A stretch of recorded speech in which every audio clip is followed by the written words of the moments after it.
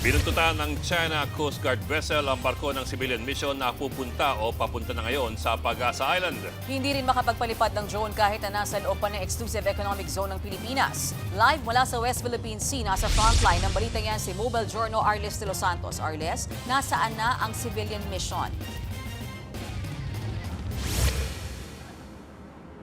Mean, as of 8 p.m. ngayong gabi ay nasa 143 nautical miles na nga tayo sa northwest ng Calauit Island sa ating patuloy na paglayag patungo sa isla ng Pag-asa sa West Philippine Sea. Pero dito sa kalayuan ay naaaninag pa rin natin ang liwanag ng Chinese Coast Guard vessel na kanina pang umaga nakabuntot sa atin.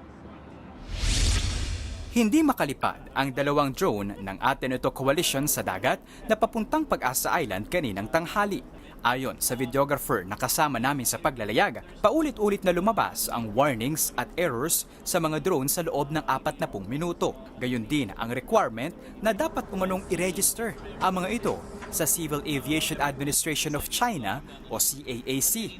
Nagtataka ang koalisyon dahil 137 nautical miles mula sa tubig ng Mindoro ang lugar kung saan ito sinubukang paliparina. Kung tutuusin, pasok pa yan sa Exclusive Economic Zone at airspace ng Pilipinas. Bigo tuloy ang grupo na idokumento ang bahagi ng ika-4 nilang civilian mission sa Pag-asa Island. What I feel is parang nagiging dayuhan tayo sa sarili nating bansa because why do we need to register our drone to their CAAC when in fact our drones are already registered to in our country. Dahil inabutan ng Labor Day sa laot, binigyang pugay ang mga manggagawa, kabilang ang mga mangingisda ng West Philippine Sea, frontline workers at mga tripulante ng MV Kapitan Felix Oca na barkong sinasakyan patungo sa isla ng Pag-asa. Pero habang ipinagdiriwang ang araw ng mga manggagawa, panay ang pagbuntot ng isang China Coast Guard vessel na may bow number 3103 mula pa alas 7:20 ng umaga. Umabot sa 3.2 nautical miles lang ang naging layo nito sa MV Kapitan Felix Oca. Ang naturang China Coast Guard vessel din ang kinasangkapan ng Beijing sa panggigipit sa Philippine Coast Guard noong 2025 gamit ang sonic blaster na mapanganib sa pandinig ng tao. Bagamat hindi na nagula ang mga kasama sa civilian mission, ikinabahala ng koalisyon ang mabilis na paglapit nito. Talagang malapit at ang medyo nakakabahala, 60 nautical miles away pa lang po tayo west of Mindoro. So ibig sabihin well within our exclusive economic zone ay ine-escort na tayo ng Chinese Coast Guard. Layunin ng civilian voyage ng Ateneo Coalition na magdala ng tulong na pagkain, school supplies at krudo sa mga residente ng Pag-asa Island.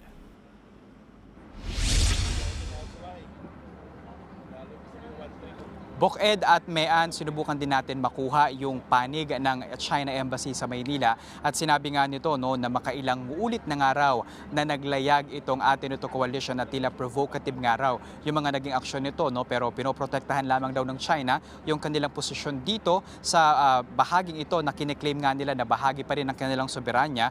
Pero paglilinaw ng Ateneo Coalition, Buked at Mean, hindi sila naglayag papunta sa Pag-asa Island para magpa-water cannon o i-trigger lamang yung Chinese vessels o yung China mismo, kundi para magbigay nga ng mga ayuda, ng tulong, kagaya na lamang ng mga grocery packages, pagsasagawa ng medical mission at kabukod dyan yung mga krudo nga para sa mga kapatid nating mangingisda sa isla ng Pag-asa na kasama sa mga apektado ng patuloy na pagtaas ng presyo ng petrolyo. Bukas ng hapon, inaasahan nga na darating tayo doon sa Pag-asa Island. Buked at Mean.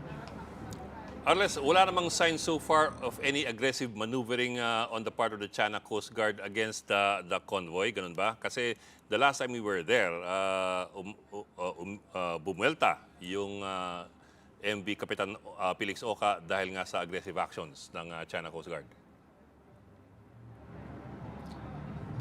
Buked kaninang alas 7:20 ng umaga nang unang ang mamataan ito, no? Pero malapit yan dahil yung layo labang nito ay nasa 3.2 nautical miles. 60 nautical miles yan mula doon sa kalupaan ng Mindoro, no? So far, wala namang agresibo na hakbang ito, no? And wala ring radio challenges na tayo ay nakukuha. Pero ayon nga dito sa civilian mission ng atin ito coalition, in a sense, hindi pa naman daw ito delikado at inaasahan nga na mas dadami pa ito sa paglapit natin pa sa Isla ng Pag-asa. Pero ang kanilang concern talaga, Buked, no, ay yung mabilis na paglapit nga nito sa exclusive economic zone ng Pilipinas. Pero sana, hiling naman natin, no, wag ngang magkaroon ng agresyon o girian dito sa kalagitnaan ng West Philippine Sea.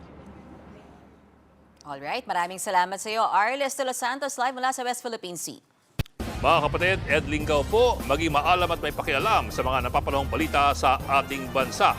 Para sa mas malilimang pagtalakay at paghimay sa mga issue at headlines, mag-follow at mag-subscribe sa social media pages ng News 5.